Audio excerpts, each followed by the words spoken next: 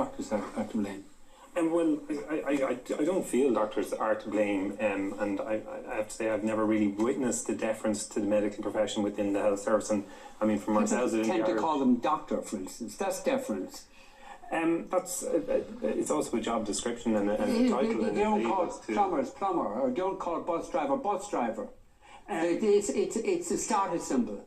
And it's part of the deference. I don't necessarily, as I say, when it comes to the management of the health service, and I suppose we would have very big concerns about the service plan that was published today. And we would have very big concerns that frontline staff, of which doctors are an important component, but we're not the only component of frontline staff. I mean, we also have our nursing colleagues and our allied health professional colleagues, and in my own profession of psychiatry, we would obviously then be talking about psychology, occupational therapy, social work, that the frontline staff who are delivering the care directly to patients are not being consulted when these budgets are being calculated and worked out. We would have severe concerns about the planned savings of 600 million at a time when the population has grown by 8% since 2006. The population of over 65, the over 65 population, which has been a huge success of medical service people are paid within too Ireland. much. That's a huge factor. That you people are paid far too much.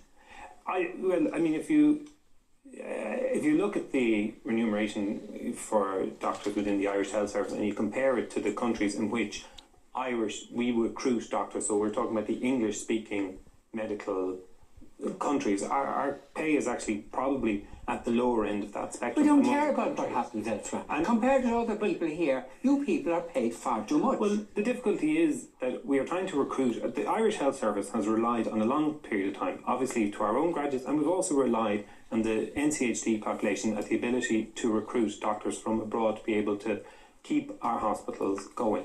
And if you look at the moment, we have significant difficulties in recruiting doctors to this country. That's because we spend fortunes in educating people to become, as you call it, doctors in this country, and then they go off to America or go off to Australia or something. They earn even more money than they would earn here. And some of them come back and demand they be paid even super wages. Well, I think, to be fair, as I said, the Irish Health Service, for the structures of our undergraduate and the numbers that we graduate, we've always relied on actually importing or recruiting doctors who have graduated abroad. Do you think that there's a problem with doctors being paid too much? I personally don't think that is a problem, and I think it needs to be looked at. Any of us who goes in to see a hospital consultant, we go in there for 5, 10 minutes, 15 minutes, we're charged €180. It's incredible. Why is it? Of course you're paid too much. It's completely out of control. It's like some people in the legal profession and accountants and other professionals. I mean, it's rip-off. Is that within? I mean, the private sector is a different entity to what we're discussing today on the public sector and the public salary. Oh no, it's the same thing, because we have a lot of hospital consultants who spend most of their time in their private practices and drop in and out now and again to their public practice, don't give enough time, don't do the kind of work that Roshan was just talking about, because they're too busy with their private practice making fortune.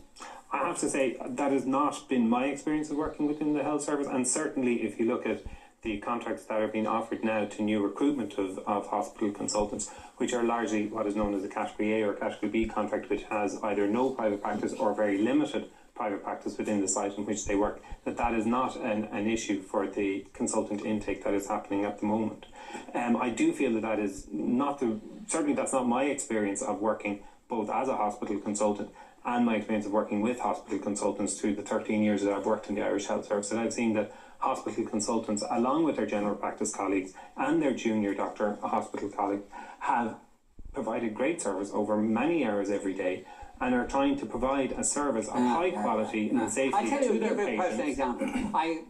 I had a medical checkup a few years ago, and somebody said there was something wrong with my heart. I got to see a specialist. I went into the specialist, and he was standing up, and I remained standing up, and he said, "I'm sorry, your chart was misread. There's nothing wrong with you."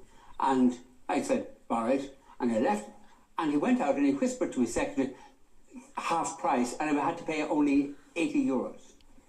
I give my word. See, this is, and anybody, you know, in company tell this story, somebody else trumps that story. It's another story of rip-off in the health service. And there's a huge problem with doctors. As I say, I feel that, you know, in order to be able to provide the safe patient service that we are trying to provide at the moment, that I feel that, you know, the medical profession and doctors are an essential part of providing the healthcare to the people in the country. Now, we're not the only part, and we're a part of, as I say, the But you're the most multidisciplinary team. rip-off part.